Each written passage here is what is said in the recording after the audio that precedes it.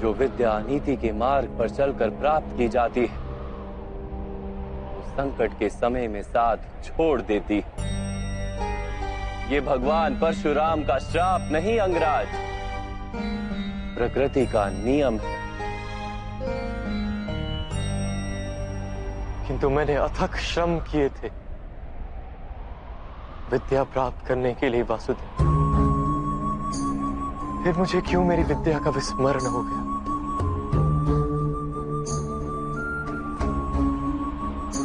विद्या प्राप्त करने का प्रयत्न आपने क्यों किया था अंगराज? क्या विद्या का महत्व जाना था आपने? क्या विद्या प्राप्त करके समाज को लाभ देने की इच्छा थी आपके हृदय में, या केवल अपने अपमान का प्रतिशोध लेने हेतु आपने विद्या प्राप्त की? वास्तव में विद्या प्राप्त करने हेतु श्रम की तो आवश्यकता ही नहीं होती, केवल एकाग्रता और समर्पण पर्याप्त है। ज्ञान तो आत्मा का सहज गुण है, और आप बुद्धिमान। आप ही बताइए, विद्या ग्रहण करते समय मन एकाग्र क्यों नहीं रहता?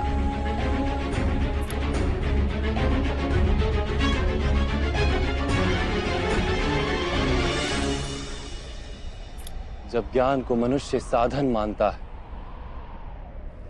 किसी अन्य वस्तु को प्राप्त करने हेतु ज्ञान ग्रहण करने निकलता है, तब ज्ञान ग्रहण करते समय उसका मन स्थिर नहीं हो पाता। ज्ञान उसकी आत्मा का गुण नहीं बन पाता। जैसे रंग वस्त्र का अपना गुण नहीं होता, इसीलिए सूर्य प्रकाश में तप कर रंग छूट जाता है। जो व्यक्ति अमूल्य ज्ञान का मोल जानकर ज्ञान प्राप्त करता है, वो उत्तम बन जाता है। किंतु जो व्यक्ति कुछ और प्राप्त करने के आशय से ज्ञान प्राप्त करता है, वो जीवन भर श्रेष्ठ बनने की स्पर्धा में लगा रहता है, किंतु उत्तम नहीं बन पाता। आपने भी ज्ञान प्राप्त किया किसी आशय से, भगवान की शरण में रहकर भी आपका मन शांत नहीं हुआ। आप प्रतियोगिता करते रहे कहीं दूर बैठे अर्जुन के साथ। मैं लौटूंगा, पर इतना विश्वास दिलाकर जाता हूँ कि मैं भारतवर्ष का सबसे श्रेष्ठ धनुर्धर बनकर लौटूंगा और आपके सभी शिष्यों से श्रेष्ठ बनूंगा मैं। ज्ञान प्राप्ति का आपका आशय ही अनुचित था, तो इस विद्या का विस्मरण कैसे नहीं होता अंगराज? कैसे नहीं करता मैं प्रतियोगिता वासुदेव? कैसे समझौता कर लेता अपने जीवन के साथ? ये समाज निरंतर ही मेरी संभावनाओं को कुचलता रहा है, मेरी शक्ति को सम्मान नहीं दिया, मेरे स्वप्नों को स्वीकार नहीं किया, सदा ही सूत पुत्र कहकर अपमानित करता रहा है मुझे।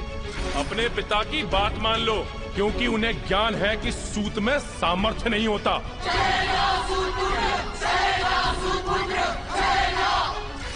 ईश्वर की दी हुई संभावना मनुष्य का अधिकार है वासुदेव, और यह समाज किसी को उसके अधिकार से किस प्रकार वंचित कर सकता है? अवश्य ही ये घोर अपराध है राधे।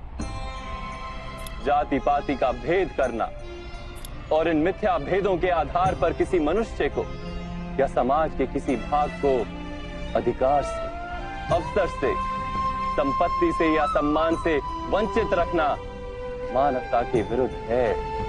तो फिर मेरा क्या दोष है वासुदेव? यदि मेरे मन में असंतोष जन्मा, यदि मैंने प्रतियोगिता की, यदि मैंने बलपूर्वक अपना अधिकार प्राप्त करने का प्रयत्न किया, तो मेरा क्या दोष